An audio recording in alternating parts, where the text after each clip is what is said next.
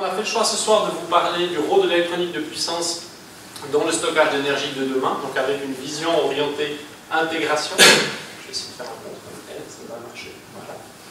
Voilà. Mais peut-être avant ça, puisque tout le monde ne nous connaît pas, peut-être quelques mots sur notre société. Donc, nous sommes une jeune entreprise qui nous avons fondée il y a 3 ans, donc une société issue de l'EPFL. Nous sommes localisés ici, quelques étages plus bas, et hébergés par l'incubateur d'IARC, qui nous permet de développer nos activités. Aujourd'hui, notre société commercialise essentiellement du matériel de laboratoire destiné aux chercheurs et chercheuses dans le domaine électronique de puissance et les smart grid, pour lesquels nous commercialisons essentiellement 2 produits. Donc, je vais faire ça comme ça. Le premier qui est une plateforme de contrôle commande dédiée au prototypage rapide sur des convertisseurs de puissance. Donc en gros, c'est un ordinateur industriel très performant spécialisé dans la commande de convertisseurs.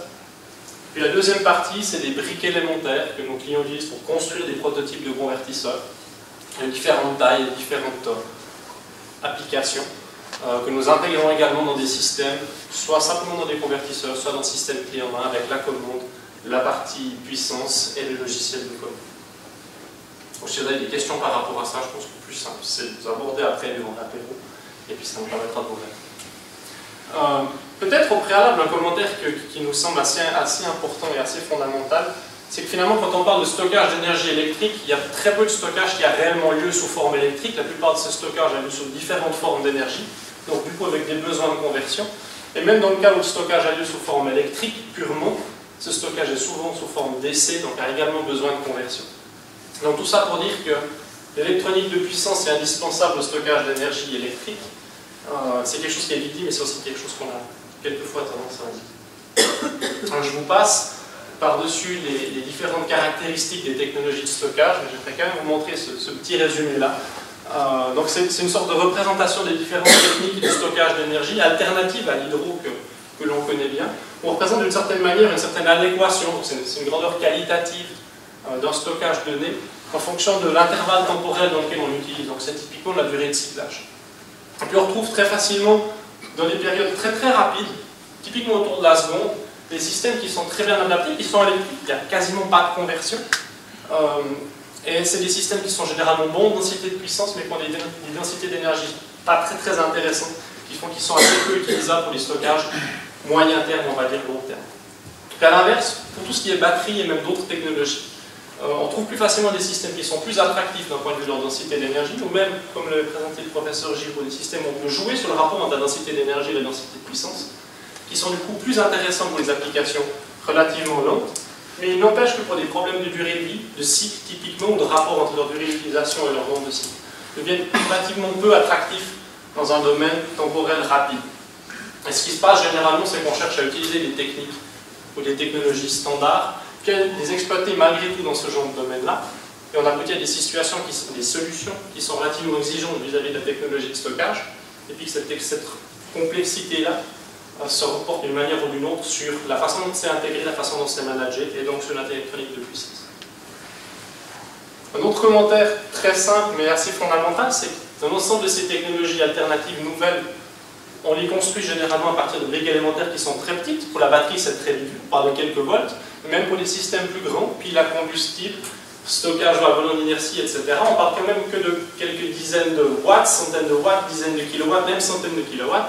Quand on parle de tournant énergétique, ça reste des systèmes malgré tout relativement petits, qu'il s'agit d'empiler pour former soit les applications domestiques, soit les applications même à l'échelle d'un réseau.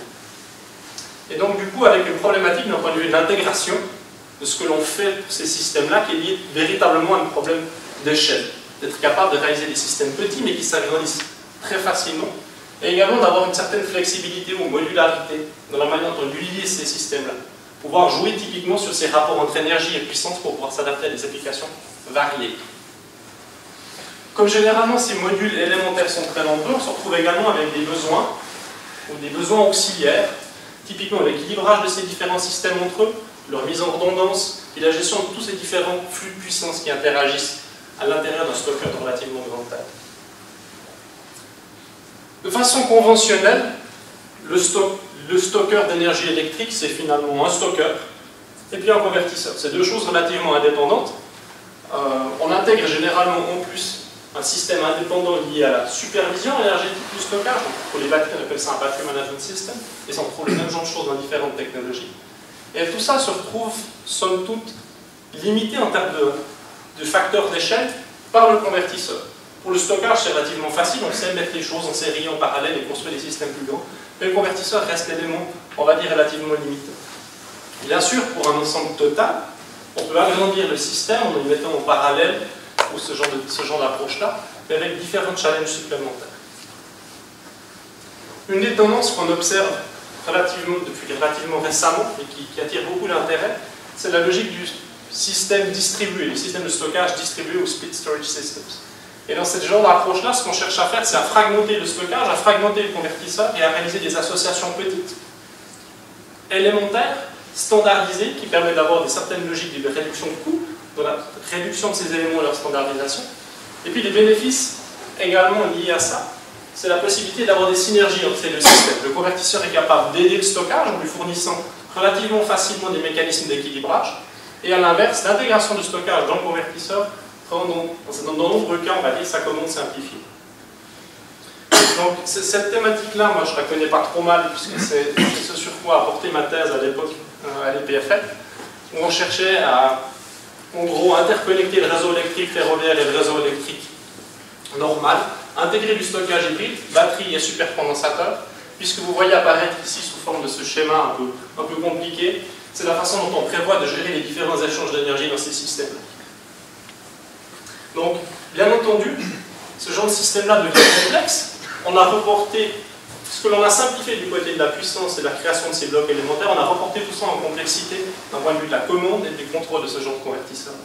Et ça, c'est on va dire, une observation beaucoup plus générale qu'on peut faire dans le domaine électronique de puissance, où on remarque que la partie puissance se standardise avec des éléments qui viennent de plus en plus petits par rapport à l'installation globale, standardisée, mais par contre, qu'on retrouve toute cette complexité liée à la commande de ces systèmes-là reportée sur leur commande.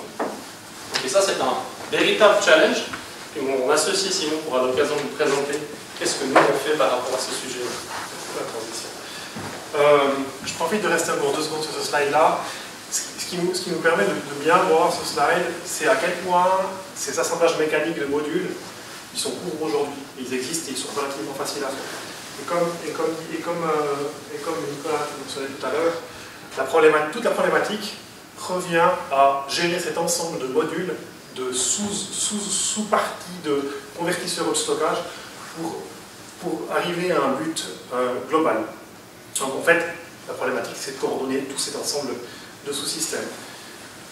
Depuis presque la fondation de la société, c'est un sujet qui nous a intéressés, qui fait partie de nos activités, et on a cherché durant ces dernières années à trouver une solution technique flexible qui soit applicable au contrôle de ce type de système, donc de système modulaire, peu importe l'échelle. Et puis ça veut dire, d'une part, la distribution des tâches sur un ensemble de modules, et puis d'autre part, d'être capable de superviser et de coordonner toutes ces tâches d'un point central ou de plusieurs points centraux. On peut parler de convertisseurs, on peut parler de contrôle de convertisseurs, on peut parler de contrôle de stockage, split storage, mais on pourrait aussi tout à fait prendre ce genre de considération pour des systèmes à plus large échelle, typiquement du contrôle de plusieurs unités de stockage sur un quartier, une région. Et c'est ce à quoi on a essayé de travailler jusqu'à aujourd'hui. On travaille encore. Si on revient un petit peu en arrière et puis on regarde l'angle par lequel on a approché le sujet, c'est l'angle de l'électronique de puissance. Et puis, pour contrôler un système modulaire d'électronique de puissance, il y a plusieurs contraintes qui apparaissent, des contraintes techniques, des contraintes qualifiées d'un petit peu plus pratiques. Du côté des contraintes techniques, il y a une nécessité de synchroniser le fonctionnement de tous ces modules entre eux. Que le module qui soit à un bout du système agisse de manière raisonnable ou sensée par rapport à l'autre module qui se trouve à l'autre bout du système, et ce au même moment. Il y a une autre contrainte technique, on se représente assez facilement quand on a beaucoup de personnes à coordonner, on peut le voir, on a besoin de discuter avec beaucoup de monde. Puis là, ça se fait exactement de la même manière au niveau des données à échanger entre beaucoup de modules qu'on veut piloter, qu'on veut coordonner. Et ça, c'est les deux principales contraintes techniques.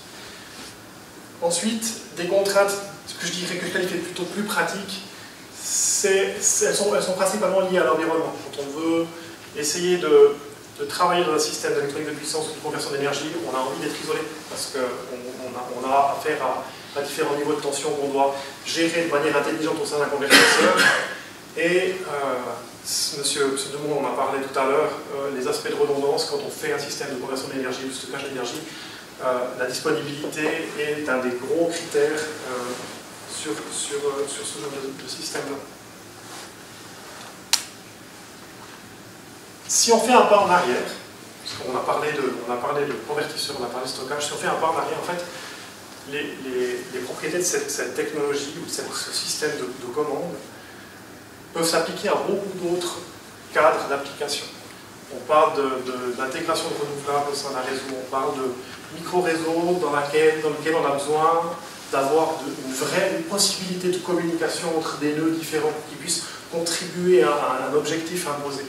Et plein d'autres, j'en passe, mais ce genre de technique ne s'applique pas uniquement aux aspects électroniques de puissance ou convertisseurs ou stockage.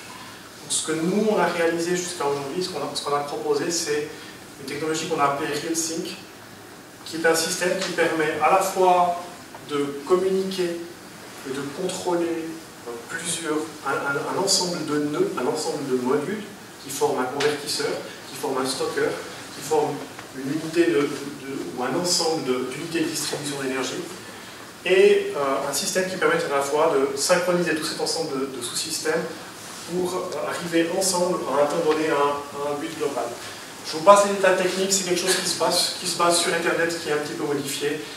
Je pense que ce n'est pas le sujet de la soirée. Je le mentionne quand même parce que Ethernet, on parle d'Ethernet, on parle de stockage d'énergie, on parle d'industrie, et puis tout de suite les termes Industrie 4.0, Internet of Things, qui tombent, qui parlent beaucoup à certains. C'est dans cette thématique-là que cette technologie apporte aussi une plus-value au système de conversion. Je passe sur cette slide, c'est grosso modo l'implémentation physique de cette technologie. On retrouve simplement trois niveaux. Un niveau supérieur de supervision, un niveau inférieur qui sont en fait la distribution des commandes à travers tous les modules. Et puis au milieu, on peut trouver quelque chose qui ressemble, qui est analogue à des commutateurs réseau, des switches réseau, qui permettent de transférer l'information de contrôle, de commande entre les dispositifs. Ça, pour les électroniciens de puissance, ça vous parlera, pour les autres probablement un petit peu moins. C'est une illustration d'un convertisseur de puissance qui fait l'interface entre quelque chose qui peut être assimilé à un stockage d'énergie et le réseau électrique. Et je ne rentre pas dans les détails, mais ce qu'on peut voir par là, c'est que c'est la complexité du système. Et le nombre de sous-éléments dont il est composé qu'il faut coordonner et faire marcher ensemble. Avec ce qu'on propose et ce qu'on fait, on peut simplifier la manière dont le système est physiquement implémenté et dont il fonctionne. C'est ce qu'on vise. Donc on n'a pas fait ça tout seul. On a commencé à travailler l'année dernière, donc il y a 2 ans déjà, avec l'école d'ingénieur et les PFL dans le cadre d'un projet qui nous a permis d'intégrer cette technologie, de la rendre réelle pour des vrais dispositifs. On a pu prouver que c'est quelque chose qui fonctionnait, qu'on arrivait à synchroniser des nœuds, qu'on arrivait à échanger beaucoup de données très rapidement entre beaucoup de nœuds. Et c'est quelque chose qu'on travaille aujourd'hui. Il y a un brevet qui a été déposé l'année dernière. Et ça fait partie de nos activités quotidiennes. Donc, on est parti au début, mon collègue Nicolas est parti au début de cette présentation en parlant de stockage. Ensuite, on a dérivé sur l'électronique de puissance, et puis je finis par vous parler de contrôle commande, distribution de données, etc. En fait, j'ai l'impression qu'aujourd'hui, quand on parle de système de stockage ou d'alimentation de réseau électrique, de charge de voitures électriques, en fait, on ne peut pas parler juste du stockeur ou juste de la conversion ou juste de la partie, je dirais, informatique qui supervise tout ça. C'est un ensemble. Et ça doit être, ou ça peut être traité aujourd'hui comme un ensemble, et je pense que c'est la clé de la démocratisation de ce genre de technologie. Voilà, j'espère que je n'ai pas été trop long. Je vous remercie de votre attention. J'ai bien compris que vos modules de stockage sont indépendants, donc ils ont une intelligence embarquée ou en partie, j'imagine. Alors, c'est une des grandes questions de ce genre d'implémentation. Il y a deux approches. Soit on décide de tout implémenter d'une manière centralisée et il nous faut, disons-le comme ça, un gros processeur pour arriver à gérer tous ces nœuds, ou on décide de déléguer des tâches à des contrôleurs secondaires qui seraient embarqués au sein du module. Et vu que les deux façons d'implémenter ce genre de stratégie de contrôle a du sens, c'est ce qu'on cherche aussi à autoriser avec la même technologie. On peut faire soit du centralisé, soit du distribué. On peut même imaginer de pouvoir couper la tête de l'arbre et travailler qu'avec des systèmes qui coopèrent ensemble. Et en fait, l'objectif pour nous, c'est de réaliser un support technologique pour l'implémentation des stratégies de contrôle de ce genre de système. Mais ce qui m'intriguait, c'est la rapidité de l'échange de données. J'ai vu des nanosecondes, je ne sais pas si... Alors ça, c'est de la synchronisation. Donc, mais entre des modules indépendants?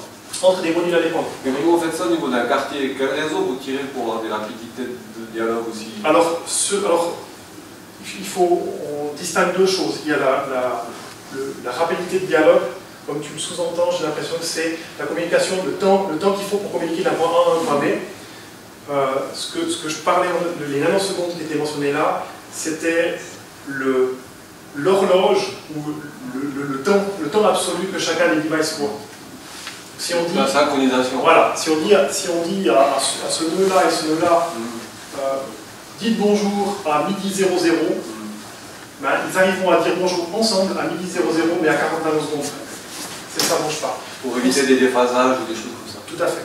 Pour ce qui est de la rapidité de parole, le principe de l'implémentation, c'est de la fibre optique.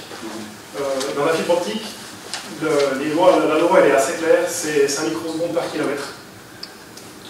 Le temps de propagation de la lumière, et puis c'est ça qui borne en fait la latence.